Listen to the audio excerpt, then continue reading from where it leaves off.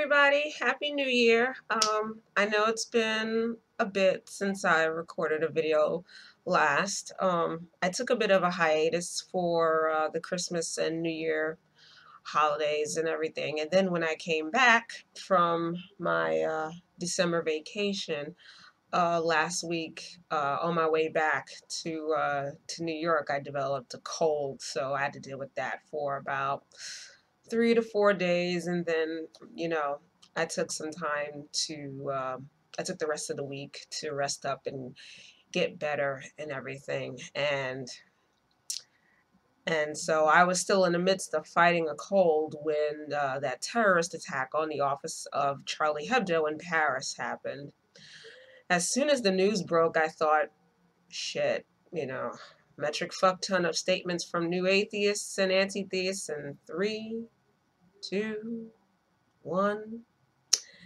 And then I saw this hashtag pop up called Je suis Charlie take off on Twitter, and now people have been putting up signs for it outside their businesses. Like, um, I work at a nonprofit movie theater in Soho, and they put up a sign, Je suis Charlie. I saw pics of celebrities who are at the Golden Globes put up the sign, Je suis Charlie, and I've seen a good number of the cartoons made in support of Charlie Hebdo and everything, and I understand why, but I think there's a significant piece of nuance being either overlooked or ignored for just for the sake of showing solidarity against terrorism and solidarity with freedom of speech, and to a certain extent against a religion that way too many people feel is like the bane of humanity's existence, or like the worst religion ever. Now, I find the acts of the Muslim extremists who committed the murders to be reprehensible. Anyone who thinks that it's okay to retaliate against people expressing their free speech with violence and death, those are people who need to be fought against.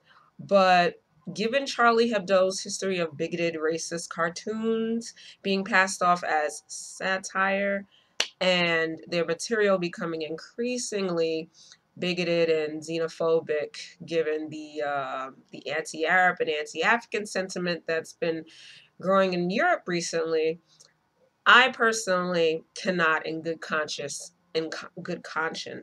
say "Je suis Charlie," because I am not Charlie. I'm not Charlie because I don't patronize or give my money to, or support companies and organizations that participate in what I can see, what I am seeing as acceptable bigotry against Muslims, veiled by freedom of speech, and listen, I get it. The artists of Charlie Hebdo, like, they have the right to produce whatever type of content they want for their target market and to express whatever ideas they have, no matter how stupid or inane or racist or xenophobic they are. I get that totally. They have the right to say and express whatever they want. And I, as an informed person, I have the right to not support their ideas or support their endeavors while understanding and advocating for the protection of freedom of speech and freedom of expression. So, and it's very telling that I've seen like a good number of people who I would consider liberal or progressive easily adopt and signal boost Je suis Charlie while ignoring the nuances of the content they produce. Part of me thinks it's because Hebdo does go after Islam in its cartoons and everything, which I guess I'd be a bit more understanding if the satire were actually good. Plus, it kind of makes me wonder, like, let's say if, like, there was this, let's say if Stormfront did the same type of satire, which they probably do, but since I don't really go to their site, I'm not too sure. But let's just, for hypothetical sake, let's just say that that they owned an office with cartoonists like Charlie Hebdo, and that they did satire, and not just against Muslims, but against black people, and like, let's say the building was owned by David Duke. If that office was attacked or bombed, and if there were, if people were murdered, would the same people who readily jumped on Je suis Charlie, just jump onto a hashtag called I am David Duke? You know what I'm saying? Just think about it. So also, side note, let's not confuse that hypothetical I just made with the case of the ACLU successfully defending the KKK.